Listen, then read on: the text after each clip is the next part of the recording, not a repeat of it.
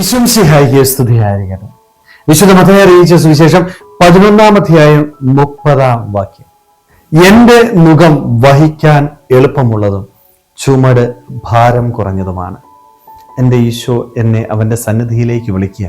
ദേ, നീ എന്നോട് ചേർന്നിരുന്ന് ഭാരം വഹിച്ചാല് അത് ഞാൻ താങ്ങിക്കൊള്ളാം. എൻ്റെ ദൈവം എനിക്ക് ഉറപ്പ് നൽകുന്ന ഒരു കാര്യമാണ്. തമ്പുരാനോട് ചേർന്നിരുന്ന് നീ അധ്വാനിച്ചാല് നിന്റെ അധ്വാന ഭാരം കുറഞ്ഞിരിക്കും.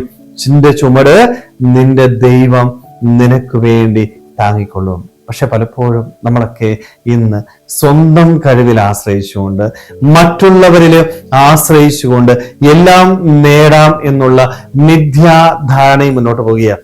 സ്വന്തം കഴിവിൽ ഞാൻ ആശ്രയിക്കുമ്പോൾ ഒന്ന് ഓർക്കുക, നമ്മൾ വീണ് പോകും. മറ്റുള്ളവരിൽ ആശ്രയിക്കുമ്പോഴും അവരൊന്നും ഒരിക്കലും നിനക്ക് സംരക്ഷണം നൽകത്തില്ല.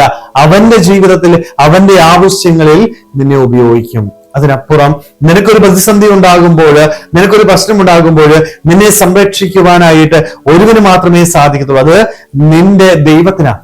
ദൈവം നിന്നെ സംരക്ഷിക്കണമെങ്കിൽ, ദൈവം നിനക്ക് വേണ്ടി യുദ്ധം ചെയ്യണമെങ്കിൽ നീ ദൈവത്തോട് ചേർന്നിരിക്കാനായിട്ട് പറ്റണം. നിന്റെ അധ്വാനം ദൈവകരങ്ങളില് സമർപ്പിക്കാൻ പറ്റണം. അവന്റെ കരം പിടിച്ചുകൊണ്ട് നീ അധ്വാനിച്ചാല് നിനക്ക് വേണ്ടി അവൻ അധ്വാനിക്കും, നിനക്ക് വേണ്ടി അവൻ യുദ്ധം ചെയ്യും, നിനക്ക് വേണ്ടി നിന്റെ ആവശ്യങ്ങള് അവൻ നിറവേറ്റി തരും. സ്നേഹമുള്ളവരെ, തമ്പുരാനോട് ചേർന്നിരിക്കുമ്പോൾ നമ്മുടെയൊക്കെ ജീവിതത്തിൽ ലഭിക്കുന്ന നന്മകളായിരുന്നു. പക്ഷെ ഇത് അനുഭവിക്കാനായിട്ടോ ഈ അനുഭവത്തിൽ ജീവിക്കാനായിട്ടോ പലപ്പോഴും നമുക്ക് സാധിക്കുന്നില്ല.